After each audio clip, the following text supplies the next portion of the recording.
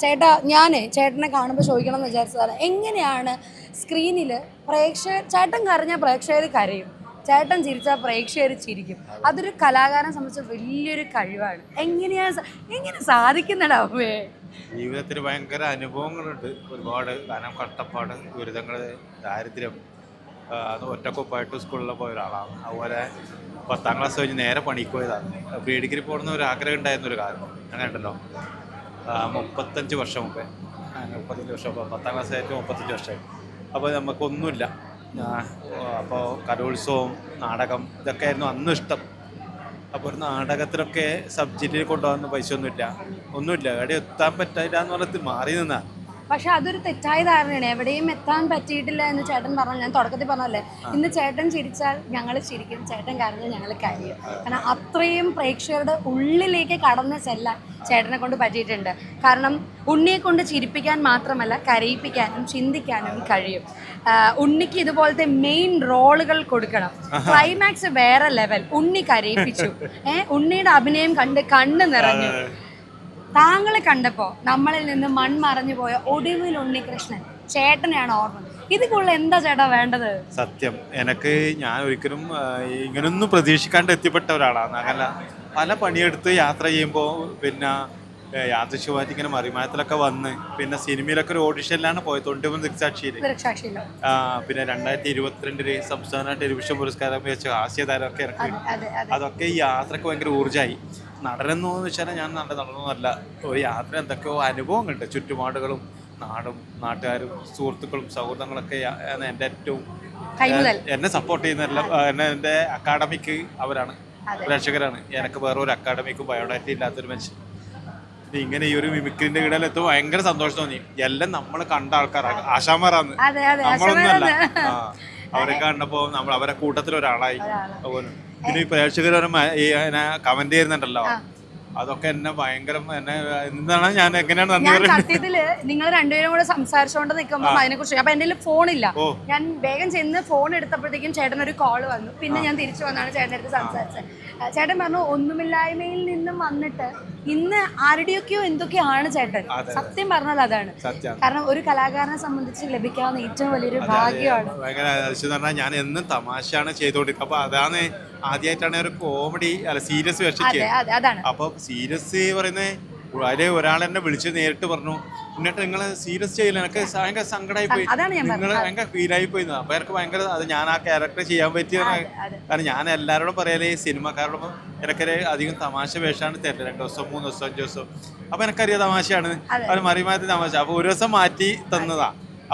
ഏത് കഥാപാത്രങ്ങളും തനിക്ക് വഴങ്ങുമെന്ന് അദ്ദേഹം തെളിയിച്ചിട്ടുണ്ട്. അതിന്റെ കൂടെ ഇതിന്റെ പാർട്ട് 2 കോടീശ്വരനായിട്ട് ഞങ്ങൾക്ക് കാണാൻ പറ്റുമോ? കാരണം ആ എപ്പിസോഡിൽ ഞങ്ങളൊക്കെ കരയിപ്പിച്ച ഒരാളാണ്. അപ്പൊ അടുത്ത പാർട്ട് 2 കോടീശ്വരനായിട്ട് വരും, കോടീശ്വരനായിട്ട് വരും. അപ്പം പ്രേക്ഷകർ കമന്റ് ഇട്ട് വിഷമിച്ചിരിക്കുന്ന പ്രേക്ഷകരെ അദ്ദേഹം അടുത്ത പാർട്ടിൽ കോടീശ്വരനായിട്ട് വരുമെന്നാണ് പറഞ്ഞിരിക്കുന്നത്. എന്തായാലും സന്തോഷം. ഇനിയും ഇതുപോലെയുള്ള ഹാസ്യ കഥാപാത്രങ്ങൾ മാത്രമല്ല, എല്ലാ കഥാപാത്രങ്ങളും ചെയ്യണം. ഞാൻ കുറച്ച് കാര്യങ്ങൾ വരുന്നുണ്ട്. അപ്പൊ അങ്ങനെ ചെയ്തു പോണം യാത്രയില്. അങ്ങനെ ഉണ്ടല്ലോ, എന്തായാലും സന്തോഷാണ്, എല്ലാം സന്തോഷമാണ്, സ്നേഹമാണ്. അതെ, അപ്പൊ ചേട്ടാ ഒരു വലിയ സന്തോഷം. പ്രേക്ഷകരോട് ഒരുപാട് നന്ദിയുണ്ട്. ഇങ്ങനെയൊക്കെ പ്രേക്ഷകരോട് നിങ്ങളാണ് നമ്മളിങ്ങനെ മുന്നോട്ട് കൊണ്ടുപോകുന്നത്. അല്ല നമ്മളൊന്നുമല്ല, നിങ്ങൾ തരുന്ന ഊർജ്ജമാണ്. ഇപ്പം സങ്കടങ്ങൾ പറയുമ്പോൾ കഥാപാത്രങ്ങൾ അത് നിങ്ങൾ ഏറ്റവും ഏറ്റെടുത്തു. ഒരുപാട് കമന്റ് പറഞ്ഞൊക്കെ പറയുമ്പോൾ സന്തോഷം, സ്നേഹം, ഒരുപാട് നന്ദി.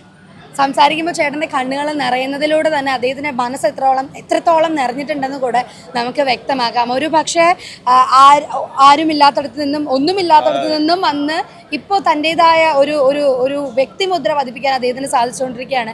ഇനിയും ഒരുപാട് ഉയരങ്ങളിലേക്ക് പോകട്ടെ. ദൈവം അനുഗ്രഹിക്കട്ടെ ചേട്ടാ. Thank you very much. ചേച്ചി നല്ല തിരക്കിലാണെന്ന് എനിക്കറിയാം. നമ്മളവിടെ അവസാനത്തെ ആഘോഷങ്ങളിലേക്ക് പോയിക്കൊണ്ടിരിക്കുകയാണ്. പക്ഷെ അതിനിടയിൽ ഞാനൊന്ന് വിളിച്ചത് എന്താണെന്ന് വെച്ച് കഴിഞ്ഞാൽ, ഇപ്പോൾ നമ്മളിവിടെ ഒരു ഫാഷൻ ഷോ ഒക്കെ നടത്തി അടിപൊളിയായിട്ട് പോയി. ആ സമയത്താണെങ്കിലും ചേച്ചിയുടെ കൂടെ നിന്ന ആള് ഞങ്ങളുടെ ഉണ്ണിച്ചേട്ടൻ. ഇപ്പം ഉണ്ണിച്ചേട്ടൻ്റെ ലാസ്റ്റത്തെ എപ്പിസോഡ് ഭയങ്കര വൈറലായിരിക്കുക. സത്യം പറഞ്ഞാൽ അദ്ദേഹം അത് അറിഞ്ഞിട്ടില്ല എന്നുള്ളതാണ് സത്യം. ഞങ്ങൾ ഇന്നിവിടെ ഇന്റർവ്യൂവിന് വന്ന് ആളോട് സംസാരിച്ചുകൊണ്ടിരിക്കുമ്പം ആണോ എന്നാണ് നമ്മളോട് ചോദിച്ചത്. കാരണം അദ്ദേഹത്തിന് അതിനെക്കുറിച്ച് അറിയില്ല. അദ്ദേഹം പലപ്പോഴും അദ്ദേഹത്തിനുള്ളൊരു പേടിയുണ്ട്. കോമഡി ചെയ്യുന്ന ഒരാൾ ഇത്രയും സീരിയസ് ആയിട്ടുള്ളൊരു കഥാപാത്രം ചെയ്താൽ കളിയാക്കലുകൾ ഉണ്ടാവുമോ, അതിനുള്ള പൊട്ടൻഷ്യൽ ഉണ്ടോ എന്നൊക്കെ ഉള്ളൊരു സംശയമുണ്ട്. ചേച്ചിയുടെ അഭിപ്രായത്തിൽ എങ്ങനെയാണ്? ചേച്ചി കൂടെ ചേർത്ത് പിടിക്കുന്ന ഒരു സ്നേഹമാണ് ഞങ്ങൾ അവിടെ കണ്ടത്. ഒന്ന് പറയാമോ? അല്ല, അത് ഉണ്ണിയേട്ടൻ എന്നുള്ളതല്ല. അപ്പം നമ്മുടെ ടീം ഇന്ന് ഞങ്ങൾക്ക് ഷൂട്ടുള്ളത് കൊണ്ട് എല്ലാവരും കൂടെ വന്നു. അത്യാവശ്യമുള്ള ആൾക്കാർ സീൻ അഭിനയിക്കാൻ പോയി. ഞങ്ങൾ ഇന്നലെ അഭിനയിച്ചത് കൊണ്ടാണ് ഞങ്ങൾ 4 പേർക്ക് ഇന്ന് ഇവിടെ സ്റ്റേ ബാക്ക് ചെയ്യാൻ പറ്റിയത്. നമ്മുടെ ടീം ഉണ്ടെങ്കിൽ നിങ്ങൾക്ക് ഇതെന്താ ഒരു വീട്ടിൽ നിന്ന് വന്ന ആൾക്കാരാണോ എന്ന് തോന്നും. അതെ, അപ്പം നമ്മളിപ്പോൾ എല്ലാവരും മനുഷ്യരാണ്. ചിലർക്ക് ചില കുറവുകൾ ഉണ്ടാവും, ചിലർ കുറച്ചും കൂടി എക്സ്പ്രസീവ് ആയിരിക്കും, അങ്ങനെയൊക്കെ ഉണ്ട്. അപ്പം എന്താ വെച്ചാൽ ഏത് രീതിയിലാണ് ഞങ്ങൾ ഒന്നിച്ച് പോയാൽ വിജയിക്കുക എന്നുള്ളത് ഞങ്ങൾക്ക് അറിയാം. അപ്പോൾ ഉണ്ണിയേട്ടനെ സംബന്ധിച്ച് ഇപ്പോൾ ഫാഷൻ ഷോക്ക് ആദ്യം വിളിക്കും ഉണ്ണിയേട്ടൻ ഇല്ലയെന്ന് പറഞ്ഞു. ഞാൻ പറഞ്ഞില്ല, ഞാനും വരാന്നാലും നമുക്ക് 2 കൂടി പോവാന്ന് പറഞ്ഞു. ഉണ്ണിയേട്ടന് പ്രൈസും കിട്ടി. സന്തോഷം. അപ്പോൾ എനിക്കറിയായിരുന്നു ഉണ്ണിയേട്ടൻ അത് ഒന്നും അറിഞ്ഞിട്ടല്ല, പക്ഷെ എന്നാലും ഉണ്ണിയേട്ടൻ ചെയ്താൽ കൊള്ളാമെന്ന് എനിക്ക് തോന്നി. അതുപോലെ തന്നെയാണ് നമ്മുടെ സീനുകൾ വർക്ക് ചെയ്യുമ്പോഴും മണിയേട്ടൻ ഇപ്പോൾ എനിക്ക് പറഞ്ഞു തരാറുണ്ട്, നിയാസ്ക പറഞ്ഞു തരാറുണ്ട്. എല്ലാവരും അങ്ങോട്ടും ഇങ്ങോട്ടും ഭയങ്കര ഒരു കെമിസ്ട്രി ഉണ്ട്, ഗിവ് ആൻഡ് ടേക്ക് ഉണ്ട്. അതുകൊണ്ട് തന്നെയാണ് 15 വർഷമായിട്ട് ഞങ്ങൾ ടീം പിരിയാത്തതും ഇത്ര സക്സസ്ഫുൾ ആയിട്ട് മുന്നോട്ട് പോകുന്നതും. ഞാൻ സത്യത്തിൽ ചോദിക്കാൻ വരികയായിരുന്നു, മറ്റുള്ള നമ്മൾ ഒരുപാട് പ്രോഗ്രാമുകൾ, TV ഷോകൾ കണ്ടിട്ടുണ്ട്, അല്ലെങ്കിൽ TV സീരിയലുകൾ കണ്ടിട്ടുണ്ട്, സീരീസുകൾ കണ്ടിട്ടുണ്ട്. അതിൽ നിന്നൊക്കെ ഇത്രയും വർഷമായിട്ട് മറിമായം നിൽക്കുന്നുണ്ടെങ്കിൽ ഡെഫിനറ്റ്ലി അവിടെ ആ ഒരു ടീമിനെ പിടിച്ചു നിർത്തുന്ന ഒരു സംഭവമുണ്ട്. അതെന്തായിട്ടാണ് ചേച്ചിക്ക് ഫീൽ ചെയ്തിട്ടുള്ളത്? അല്ല, അത് നമ്മുടെ ഇടയിൽ ഒരിക്കലും ഒരു ഈഗോ ക്ലഷ് ഇതുവരെ ഉണ്ടായിട്ടില്ല. അതായത് ഞാൻ നേരത്തെ പറഞ്ഞ പോലെ തന്നെയാണ്, ഓരോരുത്തരുടെയും ഒരു ടാലൻറ്റ് എന്താണോ എന്നുള്ളത് നമുക്ക് എല്ലാവർക്കും അങ്ങോട്ടും ഇങ്ങോട്ടും അറിയാം. അപ്പോൾ ഏത് രീതിയിലാണ് അവരെ ട്രീറ്റ് ചെയ്യേണ്ടതെന്നുള്ളതും അറിയാം. പിന്നെ ഒരാൾ എന്ത് പറയും എന്നുള്ളത് ഞങ്ങൾക്ക് ഇപ്പം അറിയാം. ഒരാൾ ശ്വാസം വലിച്ചെപ്പോൾ തീരും എന്നുള്ളത് വരെ ഞങ്ങൾക്ക് അറിയാം. അത്രയും ഞങ്ങൾ സിങ്കാണ്. അപ്പോൾ അത് തന്നെയാണ്, നമ്മുടെ ടീം ഒരിക്കലും പിരിയരുത് എന്നുള്ളൊരു നിർബന്ധം ഞങ്ങൾക്കും ഉണ്ട്, ഞങ്ങളുടെ ഫാമിലിക്കും ഉണ്ട്. ഇപ്പം ഞങ്ങൾ ഫാമിലിയായിട്ട് ഭയങ്കര അറ്റാച്ച്ഡ് ആണ്. അത് നമ്മുടെ ഓരോ വീട്ടിലുള്ള ഓരോ സാഹചര്യത്തിലും ആദ്യം ഓടിയെത്തുന്നത് ഇവർ തന്നെയാണ്.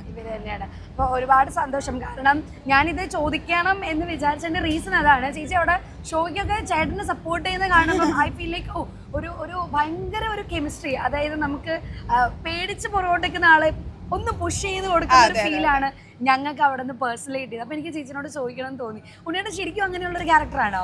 ഉണ്ണിയേട്ടൻ അങ്ങനെ തന്നെയാണ്. ഉണ്ണിയേട്ടൻ ഒരു മാഷാണ് ആക്ച്വലി. ഒരുപാട് കുട്ടികളെ പഠിപ്പിച്ചിട്ടുണ്ട്. പക്ഷെ എന്നാൽ പോലും ഇങ്ങനെയുള്ള സ്ഥലങ്ങളിൽ വരുമ്പോഴത്തേക്ക് ഉണ്ണിയേട്ടൻ ചെറുതായിട്ടൊന്ന് ബാക്ക് അടിക്കും. പക്ഷെ എനിക്ക് ഉറപ്പാണ്, ഒന്ന് പുഷ് ചെയ്ത് കൊടുത്താൽ ആള് ഹീറോ ആവും എന്നുള്ളത് ഞങ്ങൾക്ക് അറിയാം. അപ്പോൾ അതുകൊണ്ട് ഞങ്ങൾ പരമാവധി എല്ലാ അവസരങ്ങളിലും അങ്ങനെ ആളെ തള്ളിവിടും. ഈ മറിവായൻ ടീമിൽ ഏറ്റവും പാവമാരായിരിക്കും ഒരു പക്ഷെ? അങ്ങനെ ആരും പാവല്ല, എല്ലാം ഒന്നിനൊന്ന് മെച്ചാണ്. ഉണ്ണിയേട്ടൻ ഇങ്ങനെയാണെങ്കിൽ പോലും വേറെ പല ഏരിയകളിലും ഉണ്ണിയേട്ടൻ വളരെ മികച്ചതാണ്.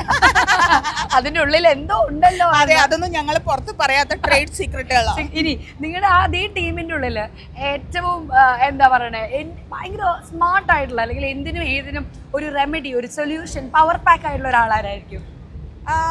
അങ്ങനെയില്ല. അതായത് ഞാൻ പറഞ്ഞില്ലേ, എല്ലാവരും ഒരേപോലെ തന്നെയാണ്. നമ്മളിപ്പോൾ ഒരു പ്രശ്നം വന്നാൽ, ഇപ്പം നമ്മൾ രണ്ടൊരു ഫ്രണ്ട്സ് ആണെങ്കിൽ ഞാൻ നിന്നോടായിരിക്കും പറയാം. ഞങ്ങളെ സംബന്ധിച്ച് അങ്ങനെയല്ല.